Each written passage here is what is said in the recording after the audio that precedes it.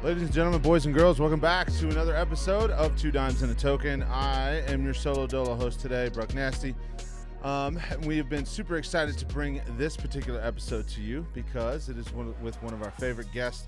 We had him on once. Actually, we had him on twice. First one, we had to figure out some things, and then we had him back on again that we were now able to air and give you guys the story of the incredible original Florida Bushman. What an amazing dude, bro. What a great story coming up. Had a lot of medical conditions that prevented him from having a very normal life. Some of you will listen to this story and you will be motivated as hell. Some of you will feel really, really sorry for him, and then you'll understand his message is just, hey, put happiness out in the world. And he literally sits in pots all around the state of Florida and scares people as they walk by. It sounds mediocre, sounds weird, but it's absolutely hilarious. It's one of the funniest things that we've ever seen on the internet. Everybody stops and watches those videos, and we had a chance to have him right here in our very own studio. So big shout out to Florida Bushman, dude. We thank you so much. He is going to come back on later in the future. We've already agreed. We got some big things that we're trying to line up as well. But before we get into the episode, we got to let you know this episode is brought to you by none other than Death Grip Wax. Death Grip Wax is a leading-edge facial hair company. That's right, it's a facial hair company. They provide the best mustache wax on the planet. They win every single category when it comes to mustache championships, period. Whether it be worlds, whether it be nationals, doesn't matter. First, second, and third place. If you want to take your face from a 6 to a 10, Death Grip Wax is the company for you.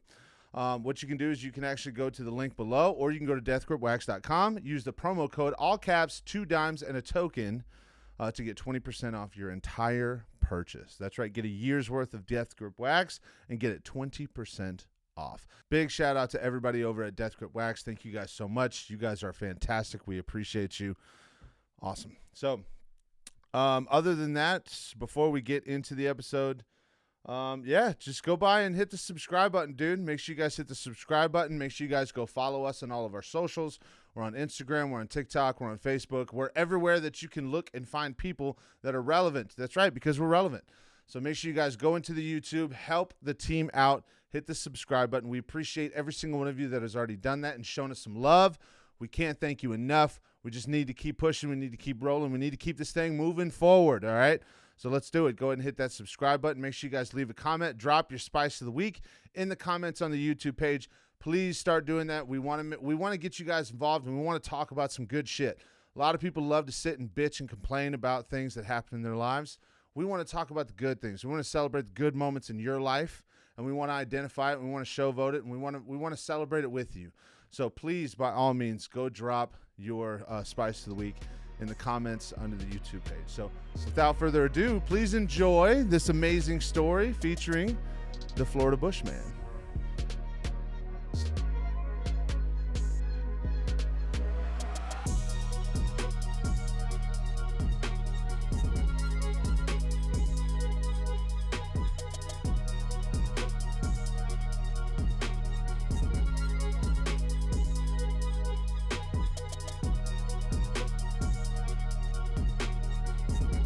Dope. Yeah, Ron John, I make a lot of videos right in front of their store. All the employees know me. Yeah. Yeah. I walked in there with my family on last Friday, and the manager gave me here's a 20% discount. Don't give this away. You can scan it anywhere you want to go. You can reuse it every time you come in here. So yeah, they recognized. Hey. And I was just in there with the family, so yeah. Game recognized game. Wasn't even in uniform. You mean? My wife's oh, Mr. Celebrity here. What can I say, baby? Bro, that's fantastic. They love what you love. Yeah, that's true, man. That is. That's funny. Yeah, we were in Georgia with Philip and Yes. Lindsay, and I flew back from L.A. and they picked me up from Atlanta, Yeah. and we went to their filmer's cabin. And every time we go out somewhere, he's like, "Oh my God, this is Florida Bushman. Let me get your autograph." I'm like, Philip, stop. Yo, Philip's the man, dude. Yeah. Yo, that guy, he's absolutely priceless, He bro. should do that. It's awesome. It's awesome how he has a good personality, especially being in the multi levels of the hats he's got to put on. being a pastor, being a pilot, being a father. Like he takes all those jobs pretty seriously, and he's a truly hilarious. I didn't even know you knew Phil like that. But then again, you guys all went to school together. Like Yeah. So yeah, we found that out last time. Like I didn't even realize we were halfway through the pod. Next thing you know, he's like, yeah, went to school with your wife, and then I talked. Yeah, we went to school together. I was like, you know the Florida Bushman, and you never told me to interview him before. And she's like, yeah, you're right. I didn't even think about that. it's like I am kind of popular. I am. I was like, this is one of the funniest video makers on the internet, and you didn't even think about it. Hey, Pass the thought. Mindset. yes. So let's dive into this. I know, obviously, we gotta run through some of the old stuff we went through. I think we can get to more this time, but and for everybody that doesn't know, this is our second crack at it, unfortunately. As every podcast has, we have technical issues, so we had to come back together. But this episode is going to be even better than the last one. So, I'm already wearing the uniform. Yeah, we're already wearing the uniform. I'm excited. Baby. I love it. Bushman.com. You get me? I'm a part of it. It's not that actual website, but listen. Yeah, I'm rocking. So the Bushman. We have the official Florida Bushman once again in the studio. There we go. So let's go, baby. Yeah, tell us, man. Like, how did you get started, bro? Give me that grind one more time. So, growing up, I had a lot of medical issues and stuff. So I was in the hospital a lot. Had open heart surgery when I was like 11 months old. God. Had a pacemaker put in. I think I let like 11 months and a half. Yeah. So, and then just more surgeries throughout my life. Had cancer when I was 2. I know, man. A true survivor story, right? Like, yeah, I know. Like, I feel like my problems aren't shit. But go ahead, keep going. I had a stroke when I was playing. I was in middle school. You're supposed to go to the NFL draft right now. I know, you really are. I'm missing it. In the moment right now. So I wanted to make people smile and laugh. My motto: smile and laughter saves lives. So I just started making Bushman videos and make people smile and laugh. How'd you come up with the idea? Like, I'm going to dress up. So I saw a guy in Vegas do it, and he stopped for a while. So then I'm like, well, let me try it out. So I got a suit off Amazon and get my wife the first. So it was love at first sight. On a side note, though, you guys are high school sweethearts. We are. There you go. Yeah. I mean, I love that. Way to make it go full circle, baby. There You we don't go. hear about love stories like that no more. That's good. I actually met her in our driveway. She lived, and we have 3 houses on our driveway. Mm-hmm. And we were at a mutual friend's birthday party, and we were dating separate people, and that's where we met at. It was our driveway, and full circle now that we live in the house. Live in the house where we met at. That's crazy. That's crazy as hell. Like, you mean the girl up the street? Like, we all hear about the girl next door, but I know he really married the girl next door. This man's living the dream. Let's put it this right. So, what was that first experience like? You scare your wife half to death, right? Yeah. Walk us through how you did it.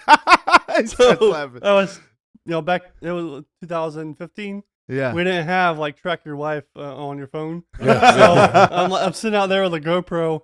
I sat out there on the carport for 30 minutes waiting for her to come home. Like, it's taking forever. And so I'm squatting in the corner and started cramping up and like waiting for her. And she gets out of the car and she kind of sees me and she goes, "What the?" And I like jump up and scare her, and I take the video down because she cussed a lot. Okay. I mean, listen, that would be my reaction too. If I came home and I see my wife in the bush car, I'm like, "What are you doing?" Like, yeah, I'd have cursed you as well. I'd like, have something to say. Yeah, of course. There's no doubt about it. So man, after that, what's that next step? You start all of a sudden, does this idea pop in your head, or So how do you go about it? I just start. So I did it for a little bit. I think the first like big event I did. Yeah. Because I try to go to events like where a lot of people are, like football games, the Bucks games, the University of Florida. I think I did the national championship with Clemson and Alabama and Tampa. Yeah. So that was my first big one I did. Yeah. And I think it did pretty good. Tide. Yeah. Go ahead. I had to say it. Go ahead. I was still learning, try to figure out the spots we set up at and like what works and what doesn't work. I got pushed over. Some dude got mad and pushed me over. Yeah. My first like prank out in the public. Yeah. So it was fun, kind of reality. Like none of us will like it. We gotta hit that. I gotta hit that same question. How many times you been swung on? A lot. A lot. And mostly it's women that hit me.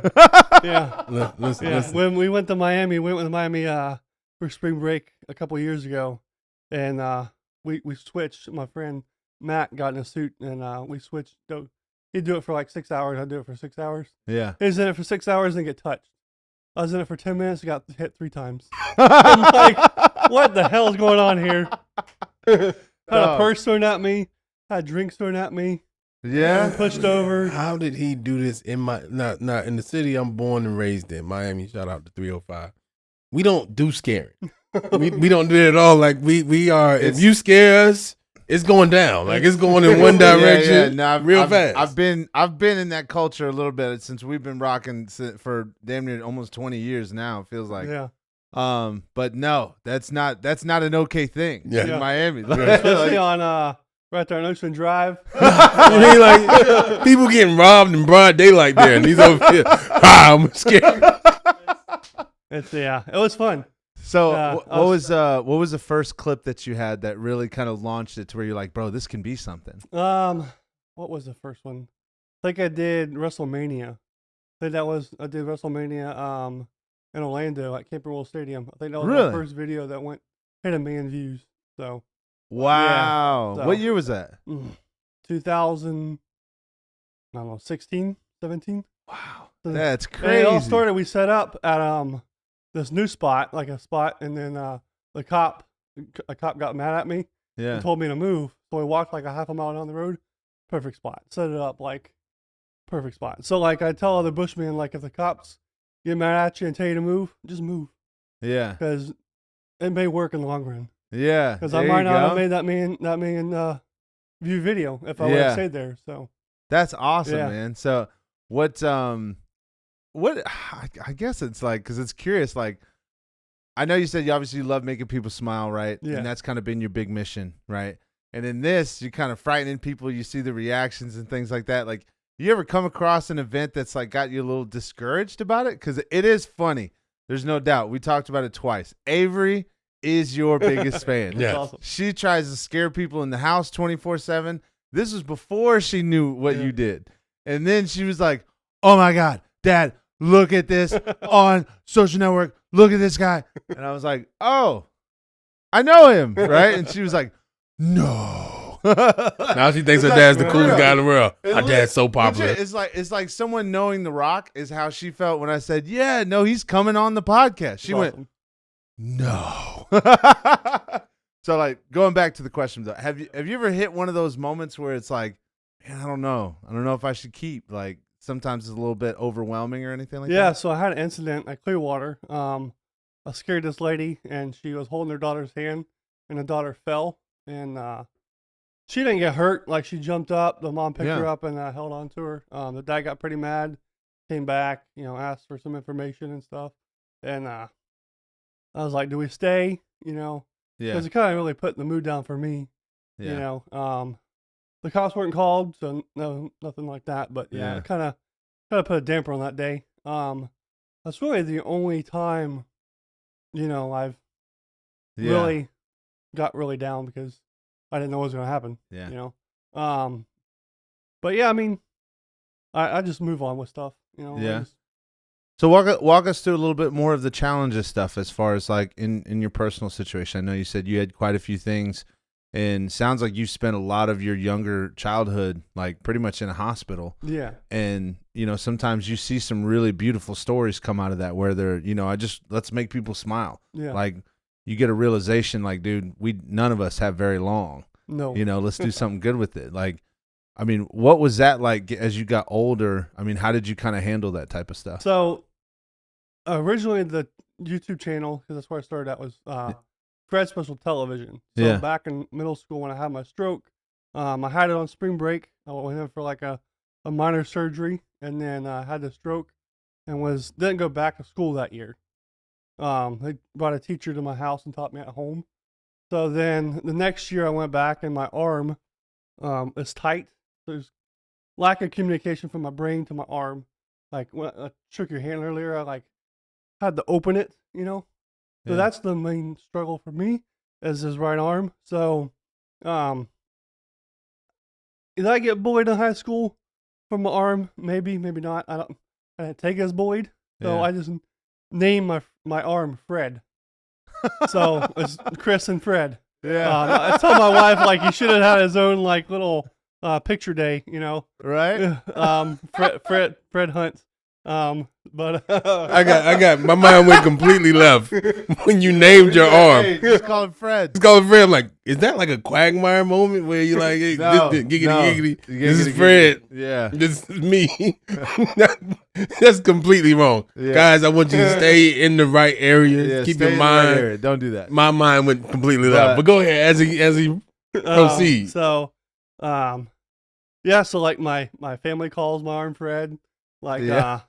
I'm like, hold on, We got to do Yeah. that with Chris. We got to do it with Chris. I know we're gonna have to get with Chris on that.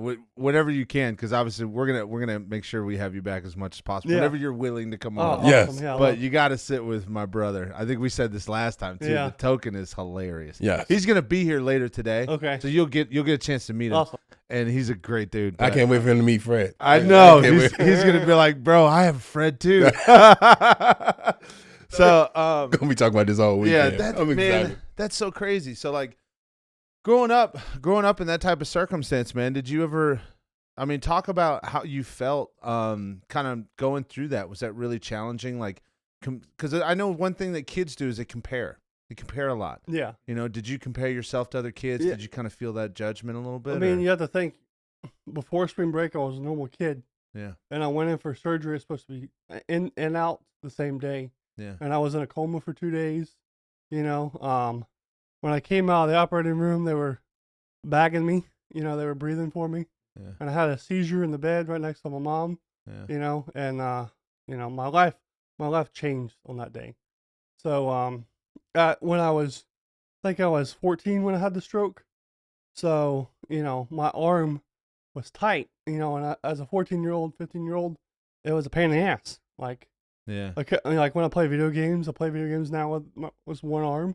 yeah. I kill it in Call of Duty, so That's dope. Listen, yeah. That's Don't dope. let you I'm do gonna a start win. streaming here pretty soon with the Bushman suit on Oh my and gosh. just camping out in the corner. Hey, do me a favor, bro. Whatever. This is our official collab because I've recently in the last 2 months gotten into Warzone Okay. big time, and Avery has been wanting to stream. Everybody loves doing the streaming stuff, and I'm like, all right, let's do it.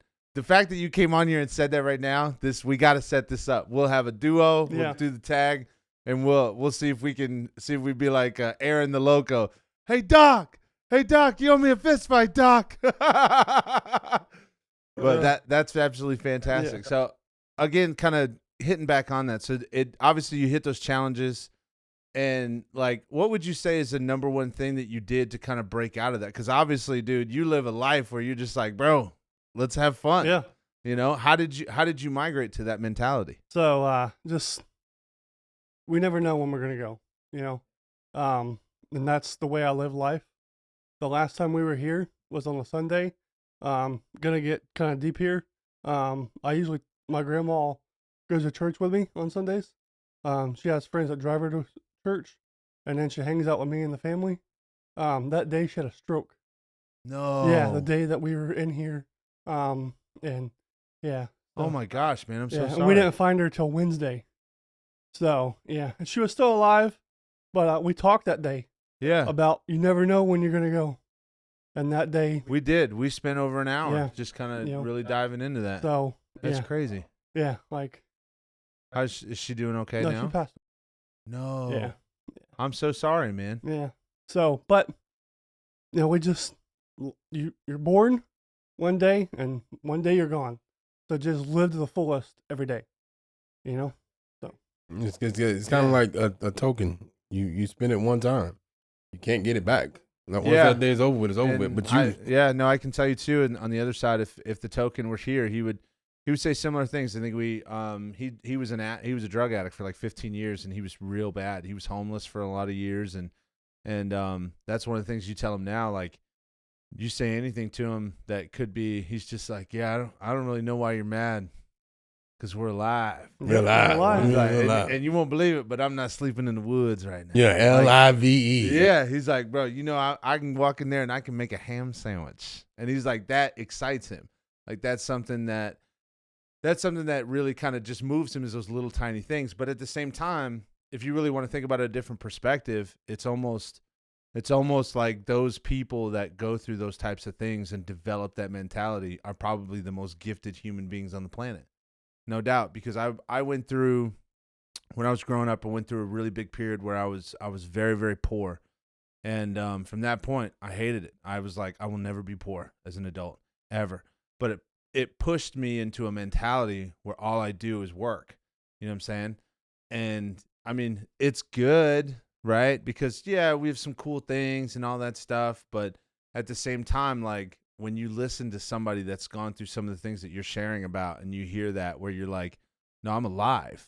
Like, do you understand what it's like? Like, dude, we are alive. Yeah. And you feel that passion. You feel what they're really exuding. That's something that's just, it blows me away every time. And it makes me think like, man, I really need to change my thought process. I value some of the things that really just aren't that important. That don't matter. You know what I'm saying? Yeah. I think we all do it though. I think you do a good job, and just by what you do for a living in the present moment. A lot of people don't have a job or an industry where you live in the present moment. Everyone's thinking about the future. What am I doing in order to set myself up? You're living in the present moment the entire time. The only time that you go towards the future is when you're obviously looking at the recording and when you're going to just, disperse it to everyone else. But you're still living in the moment. Yeah. One thing you said in our first episode, and I'm going to go back to what he was talking about, is that your dad told you, do something stupid. Yep. And make people enjoy it like that. It wasn't in that lingo. He said, find something stupid. I'm so glad you remember that quote. Yeah, but as it says, find something stupid and do it for a living. Yeah. So at 14, did you have like a vision of what you wanted to do when you became older? Yeah. And then that just got shattered? Was that? No, like I wanted to be an entrepreneur. Like I was in ESE because, I struggled in school. And so I graduated, but I graduated with a special diploma. So like, if I had to go to college, I had to go and like take the GED still, but they never sent me back. I remember having an IEP meeting. Some people might know what that is. My son has this. And they asked me, what do you want to do? And I said, I want to own my own business. So now I own my own business and work for myself. Yeah. So you ended up fulfilling your own dream. Yeah. It's my son says he wants to be a wrestler. I'm like, okay, I'm going to do everything in my power to make that happen, and hopefully you become like The Rock or better, or bigger than him. But if you end up being like Goldust, and you're out there with I feel like, let's be honest, no disrespect to you and your genes, he'll never be 6'5". He'll never be 6'4". He'll be a Rey Mysterio. Yeah, Rey Mysterio. Yes, there you go. I don't know why you throwing me down like that. Like, I'm way taller than Rey.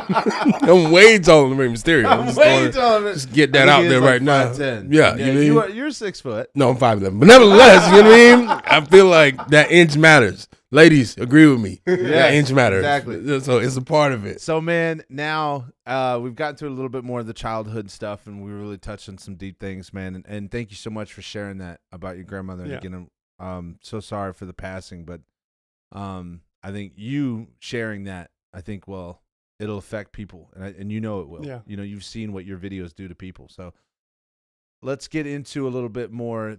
Talk to me about what it was like when you really started kind of getting some traction, like because your YouTube channel started hitting a few more subscribers. Yeah. Next thing you know, you're just like, oh my God. Like, yeah, I go back on my Facebook.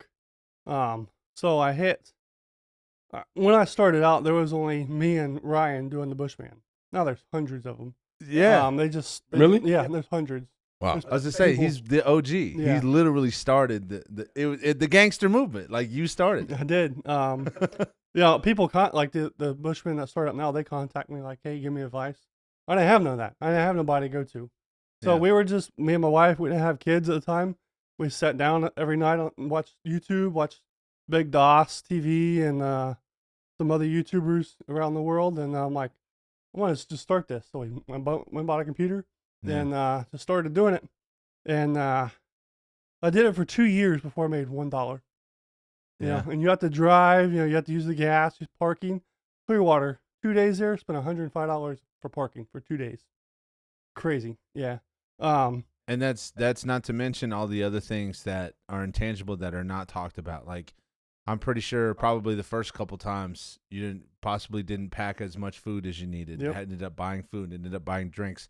I know the first time that I would have gone out, I forgot that it gets hot as hell, and I end up buying $10 worth of water, and you don't realize how much that stuff adds up. It does. But and then the camera quality and everything like that. All the equipment that you had to buy, you had to change it out. Cameras, everything.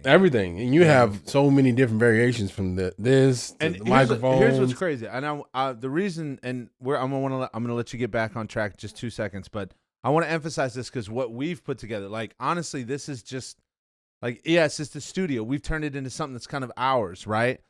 But just in this little tiny thing where this is not the ultimate setup. Like, Rico came on, and he was like, bro, I thought this was NBC in the background. Like, no, bro, there's a wall right there. Yeah, definitely a wall with a TV. A wall with a TV, and whenever we need to look something up, that's it. But, I mean, there's over 10K just in this, let alone you're talking about traveling. You're talking about multiple cameras right off the start. You're talking about in-depth microphones that got to be able to sit. You know what I'm saying? And you're talking about food, transportation, all that. And then he still has it was a camper as well. Yes. I mean, that right there is a big ticket because you're out there for a long period of time. Exactly. Instead of paying for hotels and stuff like that. So, and the reason, like I said, I'm letting you get back right now, but I want to emphasize that because I already know what you're talking about. You're taking a massive, big chance, and like at the time, like I'm assuming, I'm pretty sure nobody was millionaires at the moment. You're just kind of like, yo, I love this. Let's do it. Yeah, let's do it. Like, holy crap. But continue. I apologize for interrupting. The first camera I had, like, there's Bushman that record on their phones. Yeah. Right now, like, a lot of the other Bushmen record on their phones. Yeah. They only record for like 2 hours because then their phone gets full. But when I started, my wife just had a photography camera that she got for college for photography class, and that's what he used. There was no microphone. If you go back to my first video, it's 21 Pilots in Tampa. Yeah. I have a recorder in my pocket, and every 10 minutes I had to set my alarm on my phone because the camera that I had at the time only recorded for 15 minutes, and I was by myself. So every 10 minutes I had to get up and run across the road and reset the camera and then run back and get back in the pot and scare people. Yeah. Wow. Yeah. So if you watch that video, you can hear my alarm going off on the video. Wow. The growing pains of this. But the commitment. Yeah. And you just learn. Like I said, I like working with other Bushmen. I said this I don't know if I said this last time, but I like to see comparing.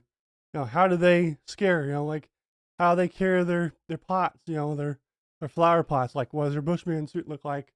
There's one guy, he lives in a neighborhood where Prank's at, and so he just does electric bike, and he made his pot is real light, so he drilled 2 holes in it, and he wears it as a backpack.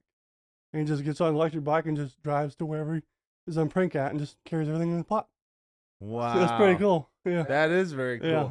So, like, have you ever, I want to make sure this was you because I know you do it with a couple people. Yeah. But, middle of somebody just walking by having the conversation, they're like, yeah, I'm not talking to him no more. You're like, I'm not talking to him either. And she was like, ah! Yeah, join their conversation. Yes, exactly. Like, I'll see, like, I'll look at their shirts. Like, sometimes I'll say, like, Tommy, if they have a Tommy Hilfiger shirt on, or, like, in Clearwater this past time, I saw a lot of people with pit vipers glasses on. Yeah. So, like, me, I'm like, all right, well, after the 3rd or 4th time, I'm like, all right, well, I'm going to do an ad for pit vipers. Every time I saw somebody with pit vipers on, even if I don't want to scare them, I was going to scare them. Yeah. Just because my creator mind is like, well, that's a video for me to do is a pit viper. Yeah. Commercial or pitch or something. Yeah, to them. Yeah. So, yeah. That's crazy. Yeah, so man. I join conversations. I look at your attire, see what you're wearing. Yeah. Yeah. That's amazing. I love the ones where, like, he's talking to them and they don't even realize, like, where's it coming from? Like, yes. Yeah, there's a video. I think I posted it just before I got on the first podcast. I think it was Jake Paul boxing over in Tampa. Yeah. And this homeless guy is walking by. I'm like, hey, man, what's up? And he's looking for me. And he looks around me. Like, he looks around the bush. Yeah. And he's like, where you at, man? I can't see you. And I'm like, I'm right here, dude. He's like, where you at? And he finally sees me. And, man. Those are the best ones to me. I feel like because he's hiding in plain sight. I know. And most people get it, but the ones that don't, is like, how are you missing that? Like, It's scary. It's actually scary. Dude, yeah. Tell us about the first time you hit 10K or more on your subs. What were you feeling like? Man, so I think I turned, what was it? 28. It was my 28th birthday, and I'm like, oh, let me hit 28,000 on this day. Yeah. So, like I said, going back to my Facebook, the memories pop up, and going back to where we started with 0 subs, 28 stands out just because it was my birthday. Every sub is a celebration because that means they're invested in your content. They like to see, they like to watch what they're seeing. So, 10K, it doesn't stand out, but I'm sure I was partying, in my head. Yeah. What is, like you said, the 28 was the one you remember most? Yeah. Tell us about that. Because it was my 20th birthday. Yeah. So I'm like, well, let's hit 28,000 subs today. Yeah. So I was on social media, like posting everywhere, like hit the subscribe button, let's get 28,000. Yeah. So I think we did on the next day. Nice. Hey, it worked. That lets me know that we're not doing enough on social platforms. Well, I'm not a social. Look, guys, I'm gonna say this one time and one time only. Yeah. I hate social media, and I know I'm from the old school. I like human to human interaction. I like too. This right here is what I'm about. Yeah. This allows us to reach you guys and for you guys to see, have a moment with us. But at the end of the day, I am who I am. I love human interaction. I love this too. I do too. And we have the socials and all that stuff, and which is crazy though, is like our TikTok took off. Like it really blew up out of nowhere. Like it was, I think it was the first year we hit 20,000, and it was crazy.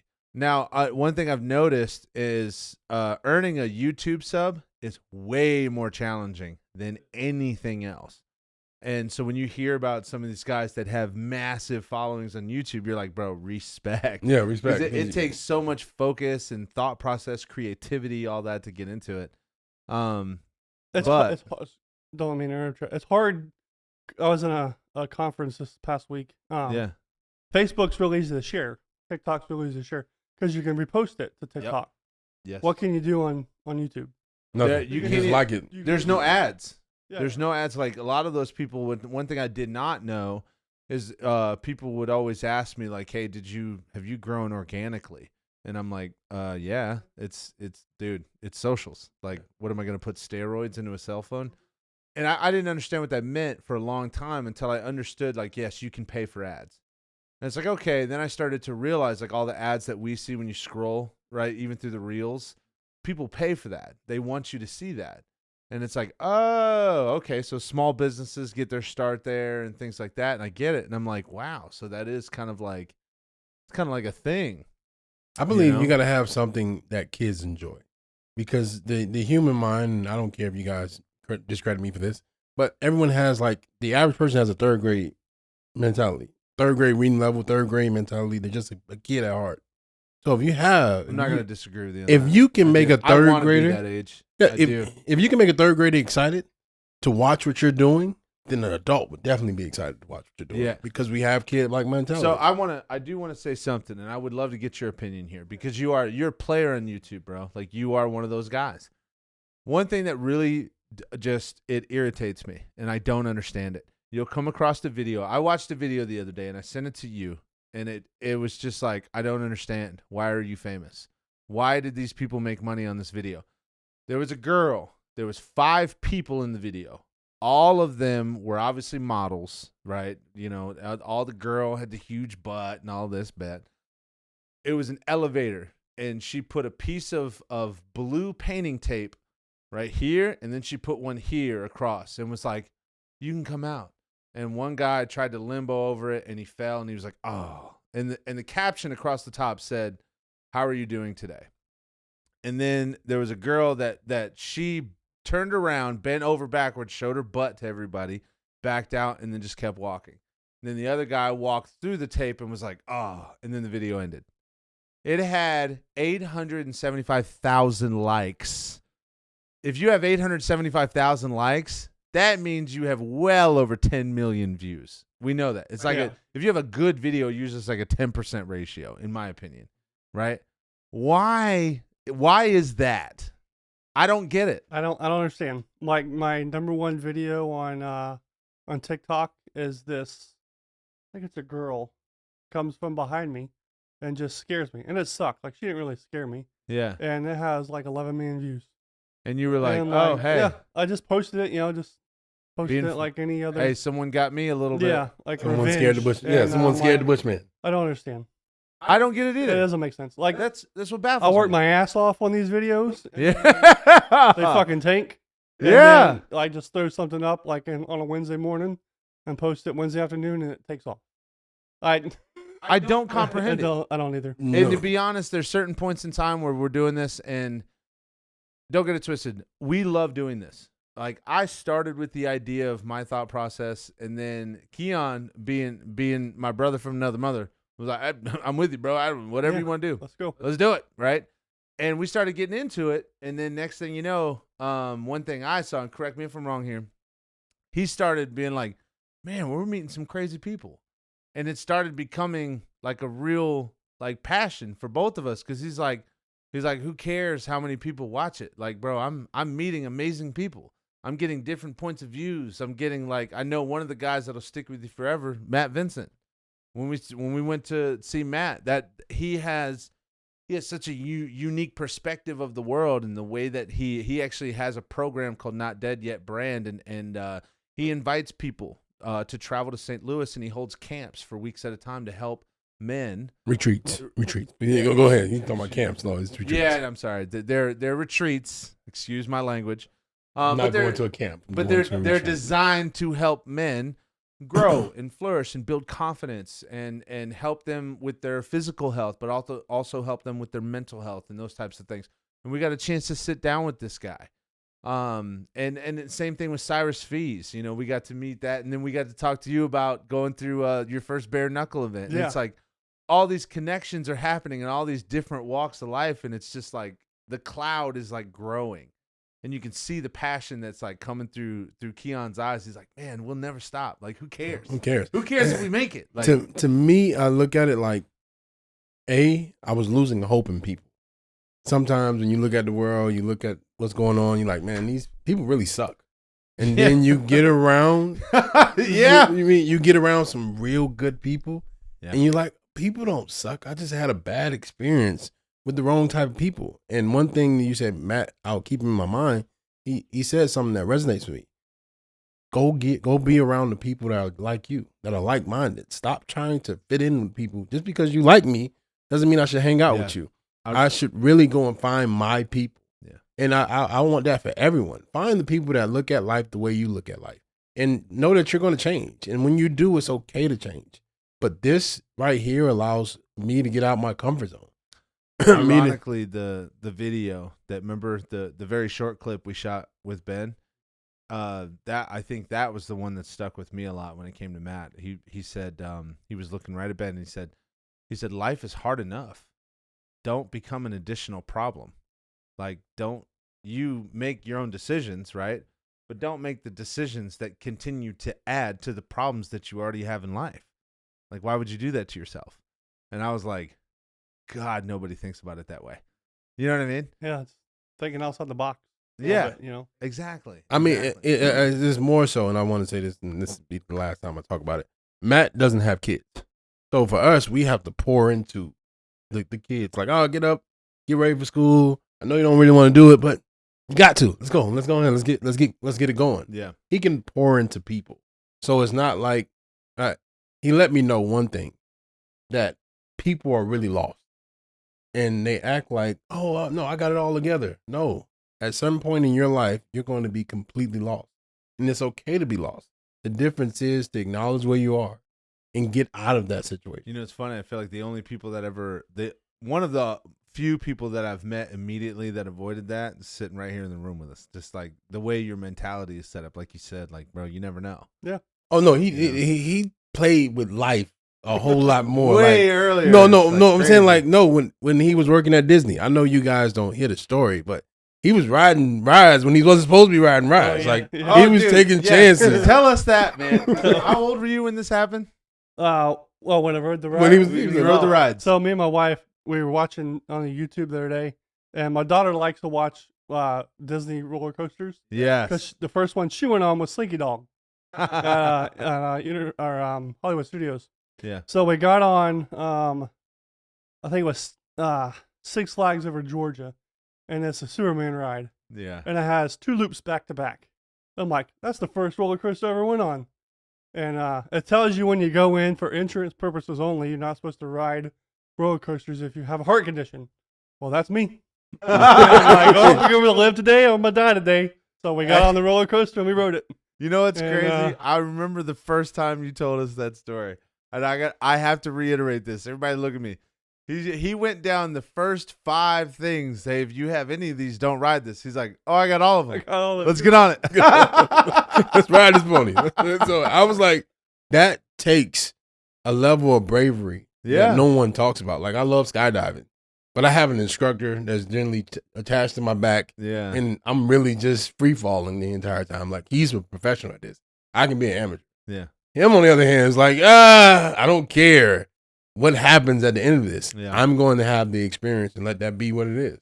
You know what we got to do one day when Frankie comes back, F&A Van Life, we need to get all of you guys on a podcast because that would be – Frank has a very similar mentality in life. He loves people, and he loves making people smile, so that would be something cool. So anyway, get on a few side things, get back on track here. So most recent work. You recently, obviously, like people know we've had to reschedule. So where have you been the last few weeks? Clearwater, Florida. That's like my home base. Yeah? Yeah. No better place to be, man. Yeah. That's a good place. Love that beach. There's some static for you. Yeah. It's awesome place to be. Yeah. The people there are like they take the scares good. You know, you have a handful that get mad or whatever, but that's content, you know. Yeah. You know, but do they ever like rally around you? I've seen that happen a couple times. So you talk about Ron John. Yeah. So right go ahead. right next to Ron John is Hooters. On top of Hooters, there's a bar up top. Yeah, it's open. No. All right, so I got to tell you this. Oh, man, that's why I was trying to keep shut. But, dude, at a company I used to work at, we used to hold parties at a hotel that's right there. And it's like the double-sided Marriott thing. And then you got Ron John right there, right? Then you got Hooters. That's where we used to stay. So I know exactly what you're talking about. Continue, though. So a prank on the other side of the road next to the Hilton.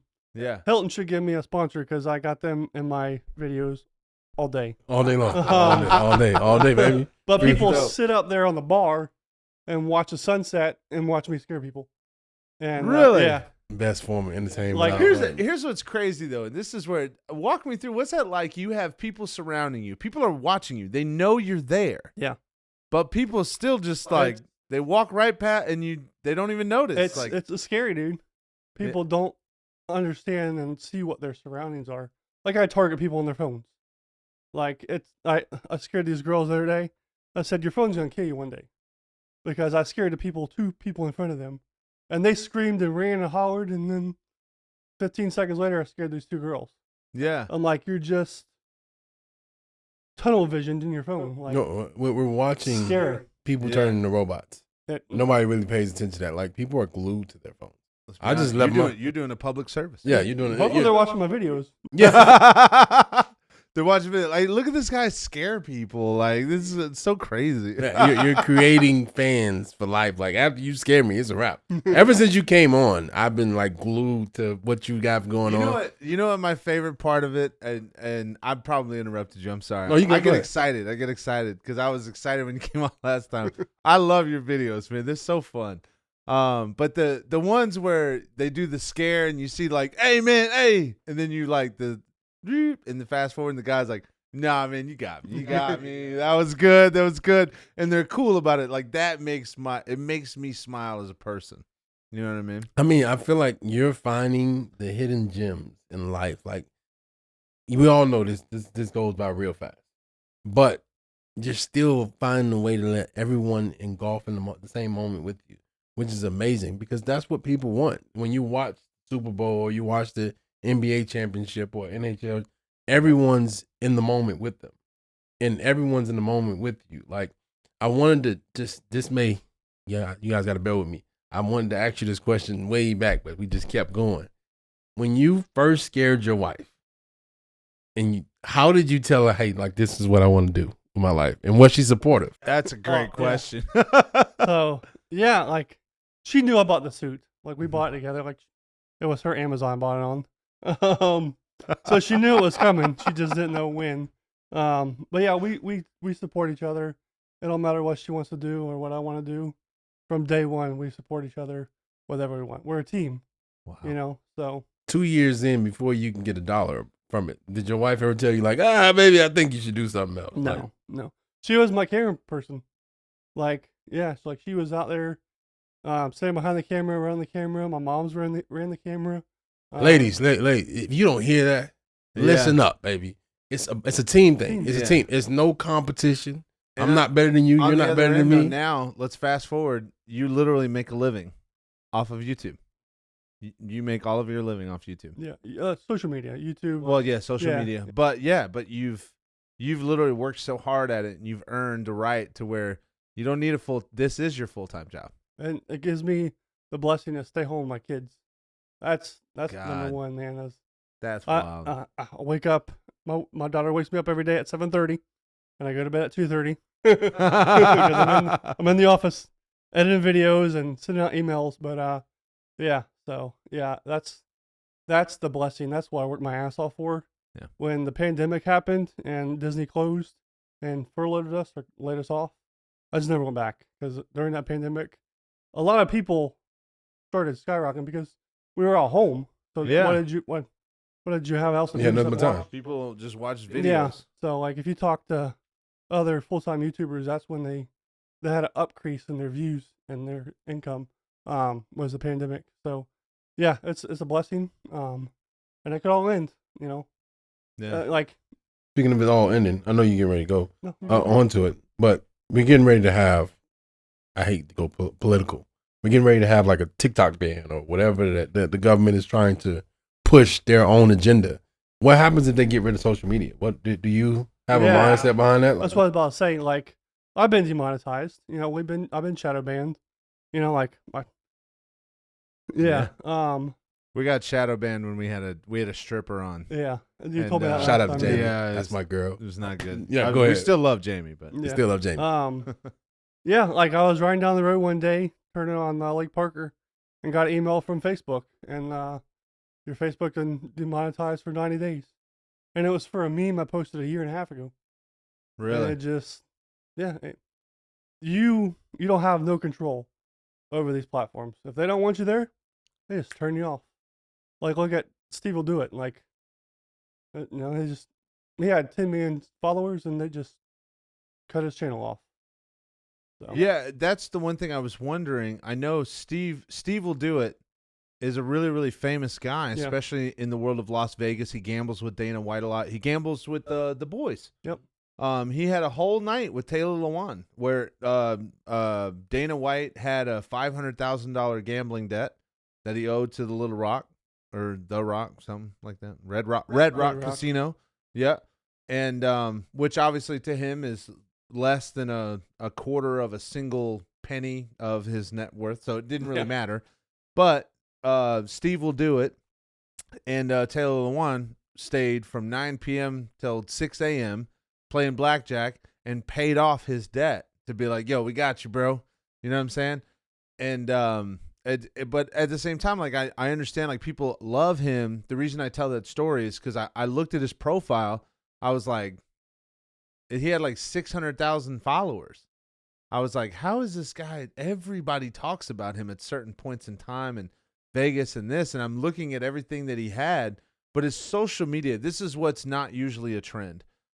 Social media platforms will have massive followings, like The Rock, right? The Rock has, I don't know, 400, 500 million followers, something like that. But his YouTube channel will have like 50 million. Comparative, right?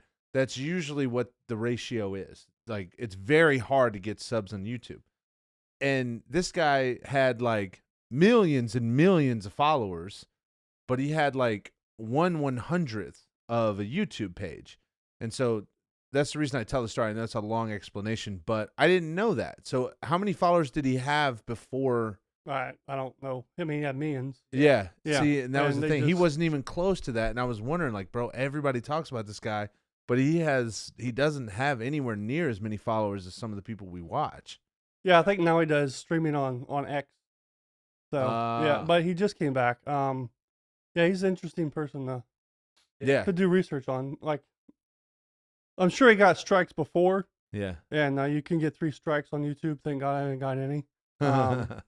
But yeah, they just one day he woke up and they deleted his whole channel. Like, it was gone. So when they deleted his whole channel, he lost all his footage, Everything. everything he's done. It's, to me, I feel like, How is that legal? When you sign up for the partner program, you give them the rights to everything. You work for them. Wow. yeah. So either way, you just changed the hat of the person that you answer to. I don't want to say like master or anything like that, but you just changed the hat of that person, because now that person still has control. If you say something and they don't agree with it, you can go in a different direction. How does that make you feel as an entrepreneur? You're just going to continue to find another way? You don't put all your eggs in one basket. That's why I do all social media. TikTok doesn't pay me that good, but I still upload on it. I think I had a million view on TikTok in probably 2 years. So I just keep uploading, just to keep that following there, I guess. I just upload, Yeah. I'm gonna try and work some stuff out and like make like a short Bushman suit, like with shorts and short sleeve. And I'm gonna just go out and like walk around and like do activities, like go shoot guns and stuff. And my suit, make it more like a behind the scenes stuff. Like a vlog. Like a vlog. Yeah. And sharing the stories and work with brands and stuff. Yeah. So, open those other doors, because what's saying that Facebook doesn't buy YouTube or and they shut that one down too. I mean, you already got a partner like Ron John. You've been promoting the hell out of Ron John. They already gave you 20% off. No, I mean, the difference is, but you gave them free publicity. They will. They will. I mean, giving what you give to the community is really giving back. I tell everyone I mentor kids for a long time, but it's nothing that you can do to give somebody temporary. I mean, that joy that comes along with just, hey, I just met the Bushman. I watched him online, and then he just scared me. Like, this is a part that's going full circle. Like, Doug, I'm telling you, you saw Avery today. Yeah. Like, and the funny thing is, I know you do that. Avery's about to be 11, but you do that to adults. Like, the idea you do, like, she was like, "No, I am your #1 fan." It's so funny, awesome. man. have you ever had like a crazy fan? Yeah, so like there's this guy in Gainesville, and he comes every game to watch me. Really? Yeah, he doesn't come to watch the game. Like I usually set up at like 4 different spots around the stadium, and he'll walk and find me. And Is this just Florida games? yeah, the Florida games. Yeah, I didn't do any Wow. last year, but I'm gonna go back this year because their schedule's pretty full this year. Yeah. Let me get you this, man. Tell us about the most unique scare you've ever had that sticks out in your mind. Unique scare. There's 2. One I try not to give too much attention to because somebody died that day. We scared a guy coming out of a shop in Clearwater. We scared him and his friend, and they walked by us. And I don't know, I was in the suit, my friend was, but he jumped out and scared him. And then 4 hours later, that guy killed somebody in the gift shop that we were right in front of. No. Yeah, they got into altercation, and he pulled out a gun and shot the dude and killed him right there in the gift shop. And yeah, we have him like 4 times walking by us in the video. Yeah. So Wow, bro. yeah. So that's pretty scary. Because I'm sure he had the weapon on him. Oh, when yeah. he walked by us. Yeah, he could have shot you We- guys we- anytime. Guaranteed. We get threatened all the time. This past last week, this girl like, "Oh, I always carry my gun on me," I'm like, "Well, you just broke the law because you're not supposed to tell me you have a gun on you. If it's concealed, like, and if you're gonna shoot Yeah. a man in a bush, probably shouldn't have a gun. So, but yeah, I mean, the Georgia prankster, he was in Macon, Georgia, pranking, just standing on the wall, scaring people, and some dude walked 20 yards, had his gun out the whole time, walked up to him and pointed at him, said he didn't leave. So it's out there. Like, Bro, that is insane. yeah, it's crazy. That's kind of why I do like very public events. Like if they go into the game, they can't take weapons in the game, you know. Yeah. So, and I do it like in Miami. I'm surprised you're doing it in Miami. I'm just honest with you. It was crazy because it was the first year. It was 2021, so it was the first year that the beach opened back up. So it was really, really crazy. Yeah, But packed. the cops were 10 feet away. They didn't care. Hey, man. Yeah, because Miami, we got so much other stuff going on. Like I say, we rob people in broad daylight, and then you're scaring people. Well, we were pulling out of the garage one time in Miami, and there was a shooting around in front of us. We heard the pops and people running. And I'm like, well, I'm going to back up and give me space between the car in front of me and me. So in case I got to get the hell out of Dodge, I'm flooring You the know what's bitch. crazy, though? I'll be honest. Like, when people are moving that fast in their mind and they're looking real quick, especially like shooting, you're probably in the best spot of all time. They're like, that's a bush. They don't even, they're not even going to possibly recognize you as a person At all. That's gone through my head. I'm like, like with my camera guys, I'm like, oh, if the shit hits the ceiling and there's an active shooter or something that goes wrong, Just go. just run. And I might just fall over down a bush. So, The funny thing is, people would believe it too. They're like, yeah. "Oh my, the bush just fell." Because if It run right shoot, past him. you know how it is. If people shoot, adrenaline starts pumping, and there's no focus. I will be the first one to tell you. I'd be like, bush, and I wouldn't even realize it's a person. Yeah. Like not even close. Listen, my first shootout, it was I'm in Miami and they're shooting. I'm at Denny's and they're shooting. I'm on a date. I'm on a date. I'm on a date. I never left somebody so fast. I don't care what you guys think. They were shooting, and she had on heels. I'm like, I'm gonna meet you in the car. I'm gone. I seen her fall. Done. Like them heels collapse on the curb, and I was like, yeah, somebody gotta live to tell the story. Yeah, I'm baby. done. I'm Done, good. baby. I'm good. somebody got to tell a story. Somebody, I luckily don't fault me on this. I stayed in the car, waiting for her to get up, gather herself, and then I didn't drive off That's because I terrible, wanted to see Cam. what the shooter was. But nevertheless, I definitely ran to the car. I'm not gonna sit out there and just, I got you. I'm gonna save you, ladies. That guy died a long time ago. The one that's just gonna sit out there and get shot just to do it. So I'll tell you this. Long time ago, which by the way, I'm beyond the corporate statutes of limitation, so I can now say it. I used to work for a company called Enterprise Rent-A-Car, and I worked at the one right in downtown Memorial in Lakeland. And there was Everybody know go down there. No, don't go Boulevard. down. Yeah, it's the Boulevard, baby. Martin Luther King, baby, right Yeah. next to it. Go ahead. So, no, there was a shooting. There's drive-by shooting right in front of the store. So there was a someone that was coming in the right lane, and there's a guy that was in the left lane and cut them off. And if you know anything about that location, right in the front where the sidewalk starts to dip, it's like a bridge that comes up with a railing. And people got out and started shooting right there. So they're hitting the sidewalk. But there's probably like 5 customers in the store. There's me and 3 employees in the store, and I'm the manager there. So I'm like, everybody in my office, pile in. I lock everybody in, and I'll never forget this shit. This was one of the funniest things I've ever seen. And this shout out goes to Wayne Gallen. All right. I don't know if you remember Wayne. Big Wayne. Big Wayne. Gotcha. There you Yeah, go. of course. Big Wayne. I'm sitting in the office, and mind you, it's maybe been 20 seconds. Shooting has stopped, and one of the cars drove off. So I'm like, man, I don't know. You know what I'm saying? Like this and that. All right. Someone mentions, they were like, man, what are we going to do? Like, there's probably people out there. My brain immediately goes, bro, I have 2 service agents in the back. I have 2 guys washing cars in the back. Like, I'm like, my action kicked in. I'm like, bro, I cannot leave them. So I slowly crept out back and I opened the door. And this is a true statement. This is Wayne right here. Washing a car.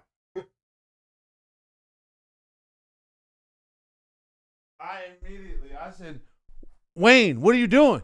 And he goes, all they left, boss. Now we good. I was like, holy shit. Is this a normal day? Maybe they didn't come here for me. Straight up, I immediately started dying laughing.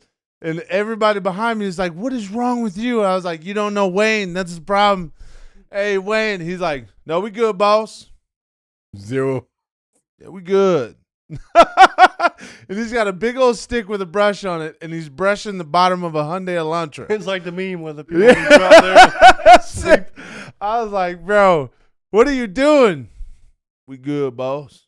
I ain't never cared. And now, mind you, this is coming from probably 6'3", 6'4", 230, 250 pound black dude. Who, if I saw him on the street and I didn't know him, I'd be like, yeah, I'm gonna avoid him. I'm not scaring him. Oh yeah, no, he looked like he could whoop some ass. There ain't no doubt about it. If you saw Wayne in public, you'd be like, yeah, I'm not fucking with that guy. That's what Wayne is. So when I walk out there, I was like, there's nobody more gangster in the world than you right now. There's a shootout 10 seconds ago, and he's like, no, they left, boss. We good. Let's get these cars out, baby. I mean, business still got to run. Still got to run, baby. Like, holy shit. Still business hours. So now when you say that, is there people that you just steer away from? Yeah, for sure. Who do you steer away from? I love this because you're giving this advice to the other Bushmen. Yeah, like, hey, yeah, don't scare these guys. Some people. I try to just people read, you know. I mean, the viewers like you to scare big, burly men. You know, I make them scream like teenage girls. But we scared this guy. Well, we scared this girl in St. Pete on New Year's Day or New Year's Eve, back in 2018, and I wasn't even in the suit. There was 3 Bushmen there. And we were just taking turns, and they scared the people. And 20 minutes later, they come back, and I'm in the suit now. And he gets right in my face, he's like, she could have had a heart attack, And he's a big burly or big guy, like we call him road rage, like he was on steroids. He forgot leg day. Gotcha. He forgot leg day. That happens. He may have 10 million views on Facebook, but yeah, I roasted his ass. That's awesome. He could have smashed me if he wanted to, and he was about to. Like he was fist, and like his hands were in a fist. Dude. Yeah, and I'm sitting there in the pot, skinny old white guy, and he. Bro, I'm not gonna lie. That is so you stay away from big brother guys. Basically, you're talking about a dude that would have trampled anybody in this room, pretty much that type of big. And he goes, "Yeah, that guy forgot leg day." Yeah. Oh, do we? At the end of the video, I go, and that's why you don't do drugs, or don't do steroids or something. And so yeah. Bro, that's priceless. So you stay away from big guys? Sometimes. I mean, we just went to biker week in Daytona, so we're scaring bikers. How was that? Was that really receptive? Yeah, it's my second time going there. Yeah. We were there for 3 days. They loved it. The biker guys love it. That's my audience. My audience is males 45 to like 80. So that's what's there mostly. Yeah. So we ran into the crazy hillbilly gamer. I don't know if you ever seen him on TikTok. I know the name. Yeah, he has a 1.4 million followers on TikTok. That's crazy. And he was doing a little skit thing, and I scared him by a leg sweep his ass. I didn't mean to, and he flipped flying on the ground, and yeah. So yeah. You got that recorded. That's gonna be out there. His wife records him, and she had 2 phones. She had one vertical and one long ways, so she could post it to all their social media. And they posted it like 10 minutes after I scared them.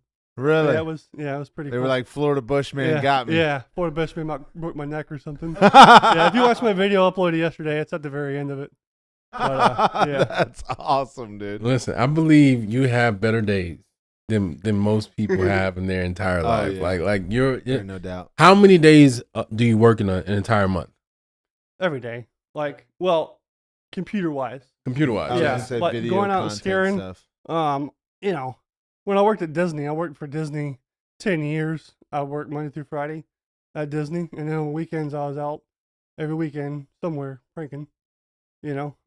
So I have a lot of library, a lot of old videos, and those they work now. I don't have to go out every weekend like I used to. Maybe if you say I may work 2 months out of the year, I may go out 60 days and prank in the year. But a lot of it is sitting on the computer editing videos and making stuff like that. No one talks about that's the part of the business that isn't highlighted. That's part of the business that nobody shows. Because it's not very flattering. It's like, oh yeah, you want to be a content creator, hardest, and it's not usually fun. And you're talking about your corrupt files. Usually I sit in the flower pot and scare people, but sometimes I get a wild hair at my ass and I walk from one palm tree to the other across the sidewalk in Clearwater. So I did that, and my microphone sucked that day. So 8 hours of video is horrible audio. I ain't gonna be able to use it. Yeah. So man, listen, I've been watching you. Like, should I ride the rides with the uniform on? Should I do this? I'm like, hell yeah, yeah. Let's do it. I'm the first one to comment. Let them know, like, continue to live the life that as a dad, I want to see my kid enjoy life. I don't care if he's the Bushman or if he's NFL player. Have fun with what you're doing. Yeah. Because not a lot of people are having fun with what they're doing for a living. Most people are just doing what they're doing for a living to provide for their temporary needs. Yeah. Because all the needs are temporary. Nothing here is long lasting. Everything has to go at some particular time. That car will give out after 20 years or whatever the case. The only thing that's really worth holding on to are the relationships that you have with I love that. So, and the good people. As we get into it, unfortunately, we got to start wrapping up. But let's do this. Let's do this. Real quick, let's see if we can get a quick story out of you, man. Because obviously we got a ton of stories out of you, and you'll have to come back on. Yeah, as long as you're okay with it. Yeah, I love this, man. We'll have to have one day when you're out and about. We've already talked about it. We're gonna get token, and we're gonna go wherever you tell us. Hey, I'm in Clearwater somewhere. And we're going to go walk around Clearwater for 3-4 days, whatever, and see if we can come across you and see if you can get us. We want to do that. That's going to be so fun. But why don't we get into the bad decision makes better stories, man? Tell us something in your life that has been not the best decision or a bad decision and turned out to be either one of the best things that didn't or one of the funniest stories of your life. So you asked me about a couple stories earlier. So another one I was going to get to is this past year, we did the Florida-Georgia game in Jacksonville. And there was me and two other Bushmen. First time I ever met either one of them. And we're set up on the sidewalk. And we were scaring towards the street that's open. I didn't pick the spot, but it was where we were going. And this cop drives up on a bicycle, and I have these glasses that have a camera right between the lens. Yeah. And it's only the second time I worn them, and I had them for like 5 years, but I was wearing them that day. And this cop comes up, and the first thing he says to me, he goes, "You're going to stop now, or I'm taking you to jail." I'm like, well, that's not how you start a conversation. Yeah. So then he moved on to the other Bushman, and the other Bushman, he had a conversation with him. And then I took my helmet off. So my glasses came off, but I have 4 different cameras going on around me. And so I got the whole conversation. I'm like, so just tell me what the issue is. And he's like, well, you're going to get beat up and I don't want to write the report. And he's kind of an asshole. Yeah. And so I'm just going to give a move. Yeah. Because I'm going to just move to a new spot because that one guy's not going to come find me again if I move across the city. Yeah. I know police departments, they have different sectors they work throughout the city. Yeah. So he ain't gonna come find me. If he does, I know he ain't gonna arrest me. He's just, using his power. So I'm like, well, I can turn this into a negative thing and throw his ass under the bus, like the other Bushman did. And I'm like, I like how y'all like yeah. That. Go ahead. Since I had the glasses on, I could see his badge. So I did my FBI skills and did research on him. And I found his personal Facebook page. And he's a veteran. And he was fighting demons. And he has kids. Took my heart. And he tried to commit suicide a couple times. No. Or thought about it. and his wife found a camp. What would you call A retreat? Yeah. Up in Ohio. Yeah. Professional retreat. Go ahead. Yeah, retreat. And this nonprofit brings veterans and law enforcement, first responders in that are fighting these demons, and they help them fight. They help them mentally, physically, fight them. So instead of donating to that, this cop had his own foundation. When he reached his goal, he could donate that money in his name to the foundation. So I put on my YouTube channel, let's raise money. I'll donate it to his, and he can donate it to them. So I turned to something negative, something positive. I posted the video of him coming up and threatening me and, telling me to take me to jail. And on Instagram, you can do a donation thing. Yeah. And the only person that donated was that cop. No way. Yeah, the cop saw the video and donated $200 to his nonprofit. That's crazy. So, never met the guy. Yeah. I wanted to contact him through the department, but I never did. But, yeah. That's crazy. So, I have a lot of respect for veterans. Yeah. We wouldn't be sitting here if it wasn't for them. Yeah. So, my brother's one. I'm right there with you. Yeah. A ton of respect the other two Bushmen, they're veterans. And, so, yeah. That's awesome, man. Dude, Yeah. what a story. What a story, bro. I'm glad you told that story because he told that last time, and I was like, I hope he says this again because people don't realize, it's a lot of people that go through those little struggles. Yeah.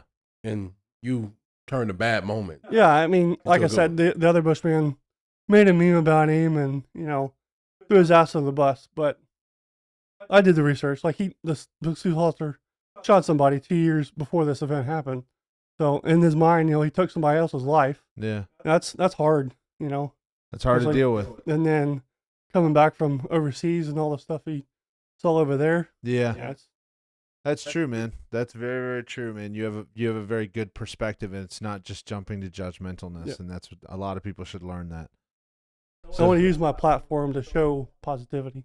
I like smile and laughter, but the world's a shitty place too, and people are fighting demons and having issues. So I want to help people, motivate them. I love that.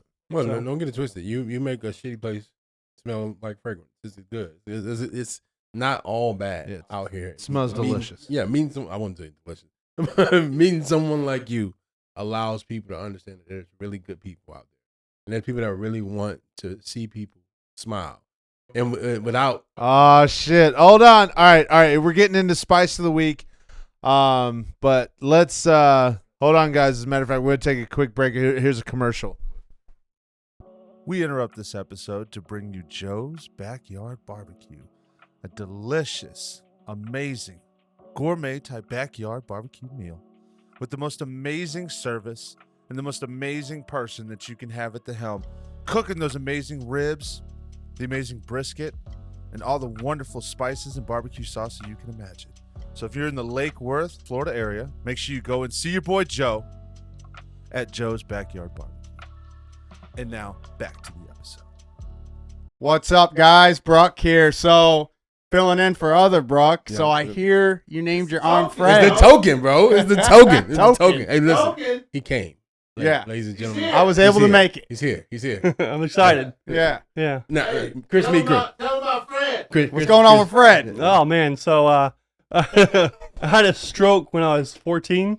And I got bullied in high school. Yeah. Because my arm is the one that took most of the damage. Uh-huh. So instead of getting bullied, I just named my arm Fred. Hell so yeah. If you're going to make fun of Fred, You're make fun of me. Exactly, Yeah, dude. so- That's awesome, dude. Yeah. I do, dude. You know what I'm saying? San Fran. Same Fred. They all know. That's a horrible Hey. name. Hey, they all know that's San Fran, Oh. and that's we don't talk Look, about that. but We talk about San they Fran. can't see that. They can't see that. They can't see that at all. The Of course camera. they can. Look at the camera. Look at the camera. Oh Can't yeah, see. they can't. I'm- Yeah, that I one's- hope they yeah, can't see one- that. Yeah, they can't. I hope. And then you got this bang bang 90 games. Now, guys, Everybody knows understand. about that. Chris just got off work. Everybody knows about that. He has on his work attire. And who we just drafted? Slick Rick. I Slick Rick from the Gators. I don't even know who you. Oh, you guys got a wide receiver. Yeah, we did. Why? It's. You got Brendan now. You can Debo Samuel. I know. Why not? You Stack up. You already got You know Kittle. what I'm saying? But one of those guys is gonna be gone today. No. Debo or Ayuk. They might. If anything, I'm not gonna lie. I hope they get rid of Debo. Yeah. They want Ayuk to be a San Francisco Right. for life. I want Ayuk. He's got a vertical jump like I've never seen. Yeah. And It's on top of that, amazing. he's durable. You don't have to worry about someone. Debo, I love Debo game. Hey, listen, keep doing what you're doing. But at the end of the day, Right. he's not, because he's playing running back. He's too good for us to keep him and continue to get more wide receivers. Yes. He's gonna want, He got to get carries and catches. Right, exactly. And I get it. We got a salary cap. We got to maintain it. You know what I mean? He's a star. He's got to go on to bigger, better place. Yeah. So we want them to do that. We want them to come to Baltimore. And to bigger. We don't want that. Bigger and better places. We don't want that. Bigger. I was just watching some of your videos, man, on YouTube.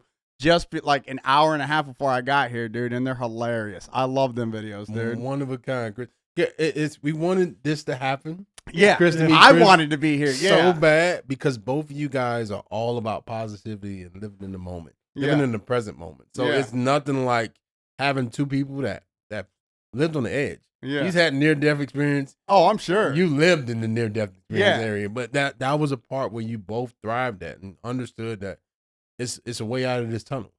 We were just talking about his dad, a bad moment that happened, and it's ways out of the tunnel. Yeah. But some people just see the dark and like, man, it's never going to get light again. I want you guys to understand it. Keep living. The light is there. Just got to keep living. It's going to happen. It's not going to just magically happen. You have to work. Keep living. Consistency in knowing what you want to do out of life. It's okay to be lost. Dude, I would love to wrap you up in this right here and just go out in Lakeland, dude. That would be sick, right? Listen. Avery wants so bad. You guys don't know Brooks' daughter, but Avery wants nothing more but to join him. And whenever he's doing it, she's like, "How much is the suit?" Uncle Keon says, $80. Yeah. She's like, "Did you get it?" I was like, "Of course." She was like, "Can you talk to him?" She's like his biggest fan. Yeah. And she announced that when he came here. I'm your biggest fan. Now, she was like, "Can you talk to him about me possibly joining him out there?" It's like, Avery, he'll love it if you can. The more the merrier. And she's like, "Yeah." Say hello to my little friend. I love that. Nothing more than for her to join. When is the next time you're doing it? You just how do you plan your next? I look for events and stuff. So like the thing in Clearwater was it was like 14 days. I think it was like 2 or 3 weeks. And it was all through the week too. But the busy times and spring break, like there was the Stan Castle Festival at Pier 60, and they had the Ferris wheel and all the inflatables and because I've never seen that downtown. That was crazy when you was there. Like, How long you been doing it? Since 2015. Nice. So like 9 years. Yeah. Listen, I was over here having babies. Yeah. They were like, "Know what? Yeah. I want to do something." You got to hit a story between. Like, I know he said this earlier, guys. He's gonna repeat it, but I feel like Chris needs to hear from. What did your dad tell you? Oh, so growing up, he's like, find something stupid, and make it work. Dude, that's, I love that scenario. I love that. Sit in the flower pot and scare people. Yeah. Like, how stupid is that? Like, right, dude. And that's what I do for a living. Yeah. And that's hilarious. People love it. I love it. Yeah. You know what I mean? That's the excitement that people go out there and they're like, dude, that's real comedy. And that's good comedy, you know? Yeah. People go out there and like, yeah. Like, oh my God, dude, that's hilarious. So it's a level of both. And to be honest with you, where it's good comedy, but it's good fear at the same time. Absolutely, we talked about this at the very first time he came in. I went to Halloween Horror Nights. Yeah. And they got these guys on stilts. And they come down and they supposed to scare you. Yeah. They if at you. And I don't know what I was doing at the time, but they ifed at me. And I punched them. Yeah. And knocked them off the stilts. Yeah. I didn't care at that particular point. They kicked me out of the park so fast it was a shame. Oh, but I'm sure. That's what I went with him. I'm like, how do you run the risk of playing with fire? Because not everybody's going to have the same response. Women hit him all the time, but he really hasn't got hit by guys. Right.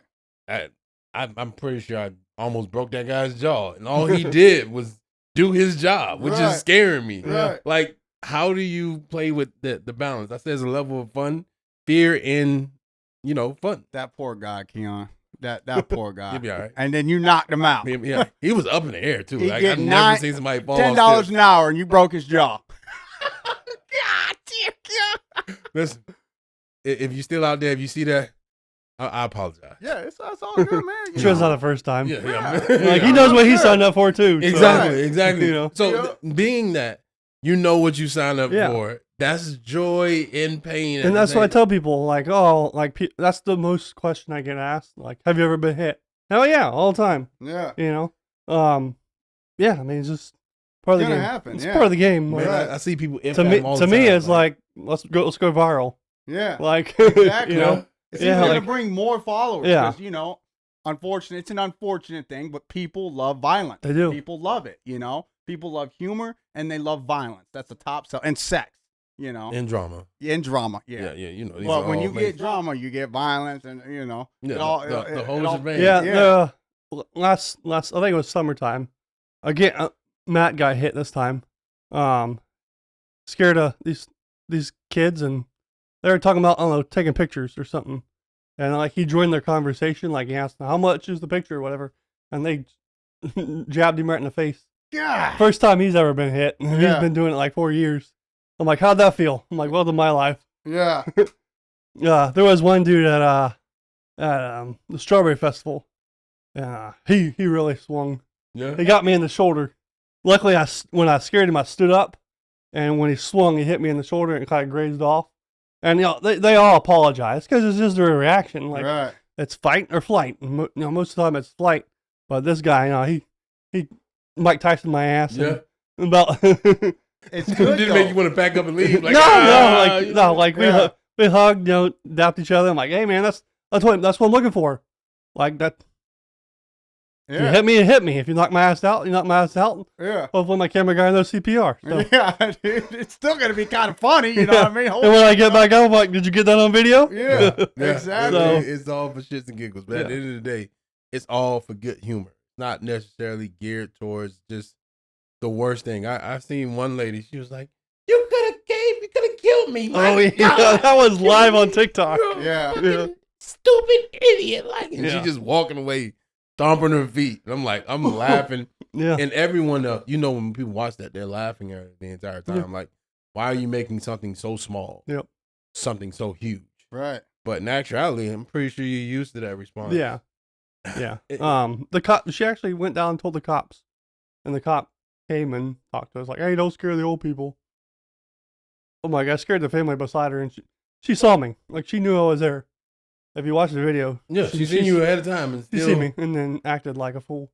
Yeah. So, Well, I mean, and I just tell her, "I love you." Yeah. And that's the best. I mean, if people are so fearful nowadays, you know what I'm saying? So fearful, it should really let them see the fear that they're actually going through and be like, wow, that is something I really need to look Yeah. into. Yep. You know what I mean? With the cop, like I'm sure that the cop that came up and threatened to put me in jail. Mhm. I'm sure he looked at that video and like maybe I shouldn't talk to people like that. Like, Right.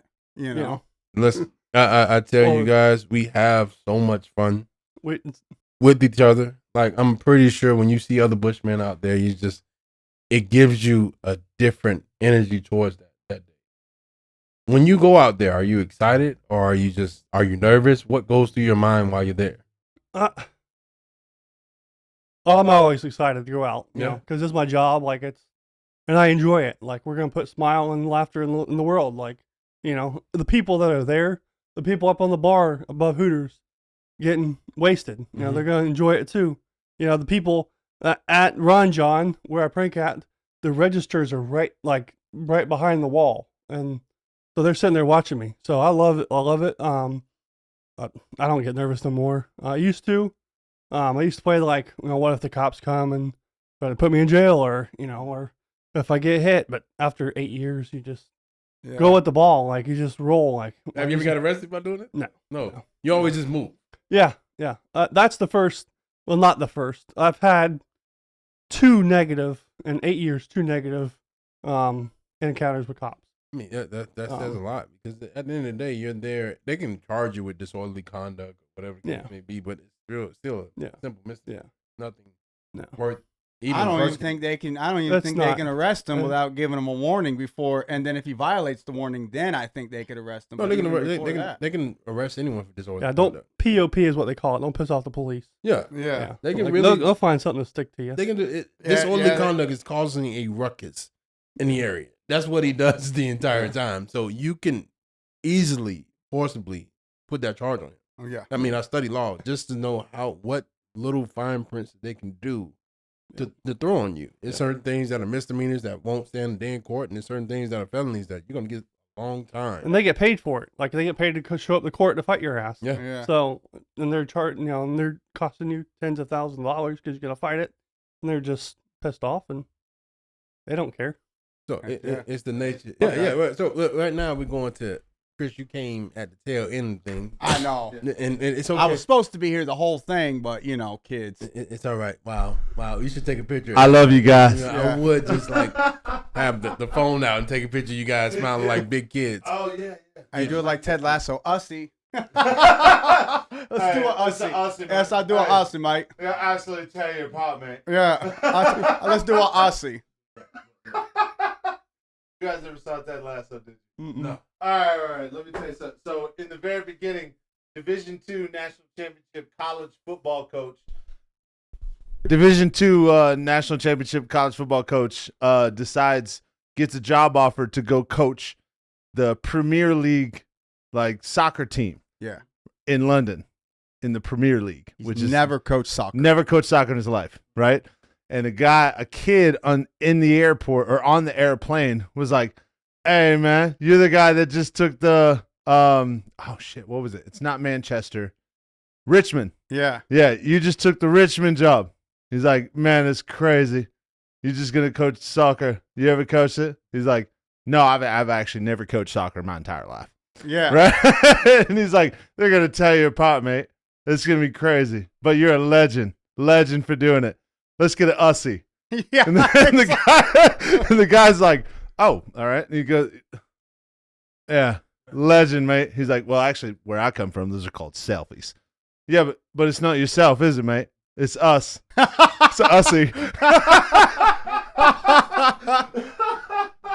The things that people come up with. I like it. I like it. Chris, you would like that. I do.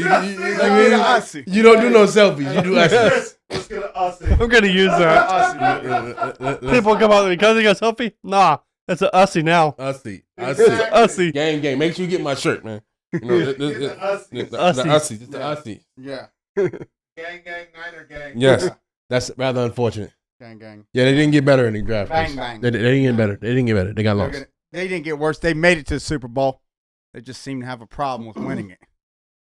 I cut the video off right there. Thank you. As they should. So as we're gonna go play now, as this is the spice of the week. Tell me, you already know, you've been on the show. Tell me, what is your spice of the week? Spice of the week. My death with my grandma. It's a battle because the day before she had her stroke was a Saturday. Me and my daughter went out, and there's these fighter jets practicing for Sun and Fun. And I'm like, I can go pick up Granny. Just never did. Never went and picked her up. And that'd been the last day I saw her. But yeah. So I fight with that. I mean, so it's kind of hard to say, this is the spice of the week. This is going to be the best moment of the week, given the fact that you're dealing with grieving. Yeah. And there's tons of people that are doing it. I'm not downgrading yours at all. And you never know what stage you are, whether it's the anger or the acceptance. Those parts are so important. And I want to ask you a real personal question. I don't know if you guys, I don't care if you guys know about this, but when she died, did you feel it? Oh yeah. Yeah. I mean, she was still alive when we found her, and she must have stayed alive just for that, for us to find her, because they took her off life support, and 10 minutes after she was off life support, she went to be with Jesus. Gotcha. And me and my mom were there with her, and read her the Bible.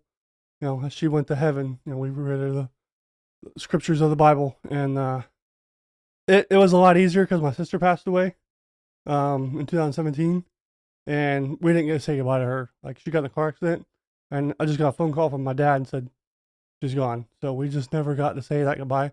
But for my granny, we were there, and we held her hand. We got to watch her go live with Jesus. And, we're all going to die. We're all going to go to heaven, if that's what you believe in. And, so I'm happy she's there. She's there with her husband and her family and her kids and her granddaughter. And I know she's running on the streets of gold. And I'm happy. I mean, she's there. There's no pain. There's nothing but love and joy where we ascend to. At least I believe that. I don't believe that we go from dealing with day-to-day issues of how to keep up with things and pay for food and pay for bills, and then you go up there and you got to do it all over again. I believe it has to be a place where you have simple bliss, when you're just watching your ancestors, like your grandkids, continue to live on with the legacy that you created. So from one, I feel like I'm not a mama's boy. I'm a grandma's boy. Big mama was everything. Anyone that ever had a big mama, they understand, like, that's the person that's going to keep you grounded. When my grandma died, I felt it immediately. It was 12 o'clock at night on my brother's birthday. And I just knew something will never be the same again. So I always ask people, like, I don't care if you don't believe in anything. When someone dies and they're close to you, you're going to feel it. Yeah. It's just a part of you. The part of you is never going to be the same again. So I digress. I'm going to go to you, Chris. What's your spice of the week? My spice of the week, well, I guess I would have to say. Notice I crossed his leg right there. Like Like it was about to be some real shit going on. Got a little sophisticated on him. He really did. He said, by the way, I don't know if you know, but I don't have a GED. No. Actually, I do. Shout out to Unstacy. Shout out to Unstacy. Shout out to Stacy. Yeah. She did it all for you. She did. There's no doubt about that. But I've been in the same boat. Yeah. My spice of the week, I would have to say, is a lot of people know I'm starting a business, and right off the bat, it's not hitting the way I want it to hit. But I'm staying faithful, and I'm staying positive, and I'm staying close to the ones I care about and the ones that give me support. And with that, I continue to keep the strength that keeps me going to continue a business that is looking not as prosperous as I want it to be. Always have faith, always, especially in something I want to do. And this is something I want to do. And, I'm not gonna quit on it up until the wheels fall off. I'll ride this bitch till the wheels fall off. But Chris, you're a professional at heart, man. I believe that there's nothing that's going to stop you. Right, there's not. The only way it would stop me is if I got a direct sign from God that said, "Stop. This is not your calling." No, I got something else for you. Exactly. I think you have exactly what you need in order to be. Exactly. And nothing's going to negate that. Right. Brooke, do you have one over there, or should I just chop on mine? By the way, thank you so much for sharing your mic. I know sometimes that can be a little personal, sharing mics. Wait a minute. I'll try to get it. See, I'm in the corner here. Yeah. We're going to zoom in right here. Yes. This is how you know how good the camera angles have been of what we've set up in our studio, that I have to get so close to my friend here. It's back. I know it's back. I turned that off when you got in. Oh, you did? Okay. Yeah. All right. So, no, truthfully, all right. No bullshit. My spice of the week was Florida Bushman here. He really was. He was, because I texted him, and it was a very, very super long text. And we, at the beginning of the podcast, we opened up and stated that we had a previous episode, and we couldn't air it because of technical difficulties, and I think professional platforms don't really demonstrate the struggle of what that's like for us. People do not understand how difficult it is to go through technology and things like that. Like, technology messes up randomly and you don't really know why. And we're still in that phase where that stuff is just not mastered. And we've recorded probably 90 episodes, but we have 61 aired. and we all know. And I've been very frustrated about it. And so my spice, explaining the background to it, I text him, and it was a very sad and pathetic text, and it was. I literally apologized, I think 6 times in a matter of. I played my violin when I was reading. I'm with you on that. And I hate it because he's such a professional in what he does, and he's got his time is very valuable now. Like, it's not. This isn't a YouTuber that we're talking about making $12 a month. Like, no, this is his job, and he loves what he does. So we had to ask him to come back in, and his immediate response was, "Oh yeah, who cares? Let's do it again. It was fun." Yeah, like it was no problem. And I can't say enough how good I felt when I saw that text. Like, I felt so much better. I was venting to Ash about it for days, because he was actually out. He was out being Florida Bushman until he could get back to me. But that is my spice of the week, is when you have that frustrating moment, and you really have that person that just kind of is like, "Hey, bro, it's not a big deal. It's all good, man. Let's do it again." It's just those little types of scenarios that make people feel really good. So I give you a big kudos to that, man. Thank you. That is my spice of the week. Gotcha. I guess I'm gonna be the one that ends all be. Can I give another one? Yeah. Go ahead. Because my first one was kind of depressing. So going back to what he said, this industry, social media, you're gonna have your ups, you're gonna have your downs. Shooting 90 podcasts, only doing 31 or 61. I've edited hundreds of thousands of videos, and I upload half of that. Right now I feel like I'm going down, but you just gotta stay positive. Like your business, like you expect much more, but just don't give up. Just keep going, keep working your ass off. Like we were talking earlier, the platforms, they can take your money away. They can, not pay you or whatever. So like I'm struggling a little bit, like I'm in the office busting my ass and the videos aren't paying right now, but I'm not going to stop, because the main thing, the money's nice, but it's putting the smile on your face and the laughter in the world and, motivating people. And that's kind of what I'm going to get back to more of, doing the stories and the Instagram, is motivating people, because the world needs it, So right now I'm in a rut, but I'm staying positive, giving back to the world, and never going to give up. Listen, the world is going to. Spice of the week if I ever That's what I'm talking about, and then the world's gonna give right back to you. That's exactly how these things happen. Just like you said, steady the course. I'm not saying that just because I'm like, we're friends now. I hope we're friends, but nevertheless, I'm saying that you got Keon's fanboy, and I'm more of a friend of Fred than I am of Chris. Anyway, I love the man back there, but nevertheless, I feel like as long as you are giving the right energy towards it, it's going to be reciprocated. Yeah. So that's a part of it. Mine is relatively, I had a goal. Did you already say your spice? No, I'm about to say my spice right now. I didn't want you to go after mine. I wanted mine to be the best. Yours is going to be, actually his best, because that was awesome. That was awesome. Like, it's not even, Chris's is just last. But nevertheless. Medium. Mine's medium. I'll take it, though. Mild. It's more mild. It's like Taco Bell. It's mild. Yeah. But I love Taco Bell too, though. I will wait in line for that shit, dude. Hold on, you gotta tell him. All right, we're gonna let you get to your spice, but we have to let the world know.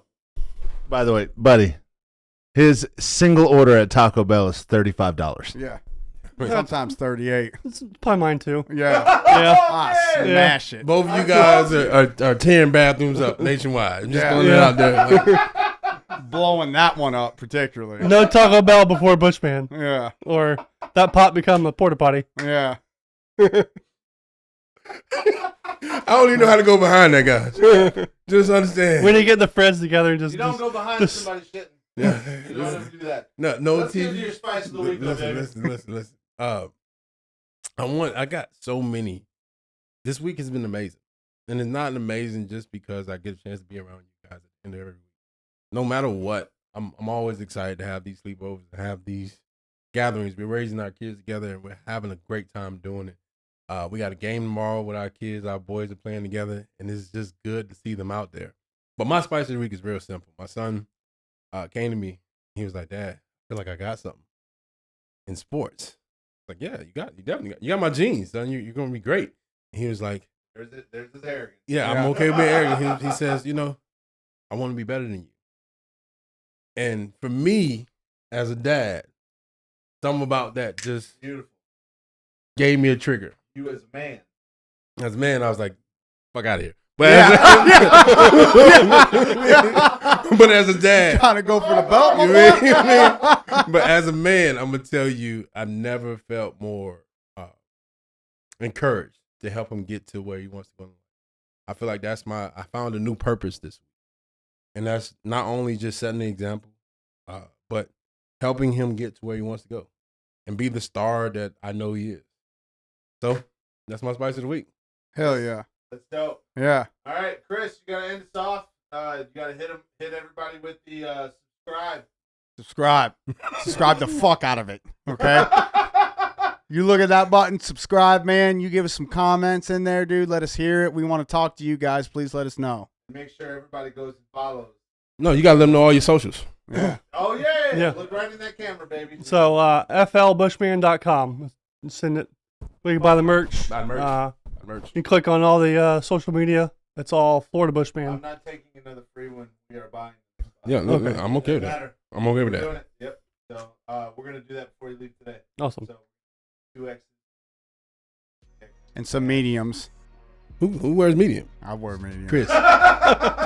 Makes my Look, muscles look big. ultra top here? Yeah. I mean, Makes my muscles look He big. shops at Baby Cap. Yeah. And for you guys didn't know, Chris is 5'2". It's like a 5'6" That one. and a half. Not 5'2". Fantastic. Mom's All right. 5'2". Oh, Thank you. I love it. You mean like, hey, listen, from all of us, thank you for coming Yeah, on. man. We can't wait for you to come back and do this all over again. Till next time, Deuce. you know what time it is, guys. Hey. I like that.